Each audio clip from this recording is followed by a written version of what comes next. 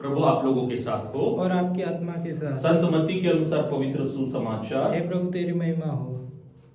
ईसा कफरनाहूम में प्रवेश कर ही रहे थे कि एक शतपति उनके पास आया और उसने उनसे यह निवेदन किया, प्रभु मेरा नौकर घर में पड़ा हुआ है, उससे लकवा हो गया है और वह घोर पीड़ा सह रहा है। ईसा ने उससे कहा, मैं आकर उसे चंगा कर दूंगा। शतपति ने उत्तर दिया, प्रभु मैं इस योग्य नहीं हूं कि आप मेरे यहां आए, आप एक ही शब्द कह दीजिए और मेरा नौकर चंगा हो जाएगा। मैं एक छोटा सा अधिकारी हूं, मेरे अधीन सिपाही रहते हैं। जब से एक से कहता हूं जाओ तो वह जाता है और दूसरे से आओ तो वह आता है, और अपने नौकर से यह कहो तो वह करता है। ईसा यह सुनकर चकित हो गए और उन्होंने अपने पीछे आने वालों से कहा, मैं तुम लोगों से यह कहता हूं, इज़राइल में भी मैंने किसी में इतना दृढ़ विश्वास नहीं पाया। मैं तुमसे कहता हूं, बहुत से लोग पूर्व और पश्चिम से आकर इब्राहिम, इसहाक और याकूब के साथ स्वर्ग राज्य में भोज में सम्मिलित होंगे, परंतु राज्य की प्रजा को बाहर अंधकार में फेंक दिया जाएगा। वहां वे लोग रोएंगे और दांत पीसते रहेंगे। शतपति ने ईसा से कहा, जाइए। शतपति से ईसा ने कहा, जाइए, आपने जैसा विश्वास किया वैसा ही हो जाए। और उस घड़ी उसका नौकर चंगा हो गया। प्रभु का सुसमाचार। हे क्रिस्त तेरी स्तुति हो।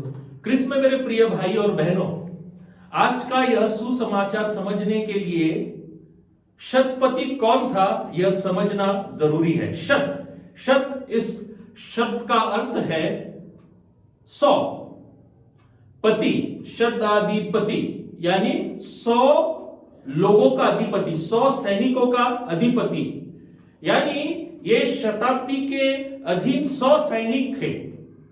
और यह कफरनहूम शहर में स्थित था, यानी कफरनहूम शहर की संपूर्ण जिम्मेदारी, वहां के सुव्यवस्था और कानून की जिम्मेदारी इनके कंधों पर था। वह रोमी साम्राज्य का एक विशिष्ट अधिकारी था, क्योंकि यदि हम रोमी साम्राज्य के सैन्य व्यवस्था का विश्लेषण करेंगे तो 10,000 सैनिकों का अधिपति था, 1000 का था, 500 का था और 100 सैनिकों का भी अधिपति शतपति, और संपूर्ण शहर की जिम्मेदारी इनके कंधों पर थी। और यह बड़ा अधिकारी, बड़ा अफसर यीशु के पास आकर अत्यंत विनम्रता पूर्वक, विश्वास पूर्वक एक प्रार्थना करते हैं। वास्तव में ये शतपति यीशु क्रिस्त का अनुकरण कर रहे हैं, क्योंकि यीशु क्रिस्त विनम्रता के सर्वोच्च अभिव्यक्ति थे। क्योंकि वे ईश्वर थे फिर भी वे मानव बन गए। और ये शतपति किसके लिए प्रार्थना करता है? अपने बीवी के लिए, अपने बच्चों के लिए, अपने रिश्तेदारों के लिए, अपने दोस्तों के लिए नहीं। ये शतपति अपने एक नौकर के लिए विनंती करता है, प्रार्थना करता है। और उस समय नौकर का मूल्य था, वह बिक्री का वस्तु था, लेन देन का वस्तु था।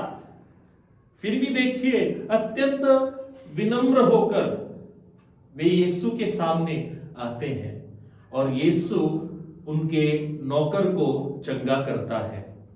मेरे प्रिय भाई और बहनों, हम आगमन काल में हैं और आगमन काल में हम यीशु क्रिस्त की पुनरागमन की तैयारी करते हैं।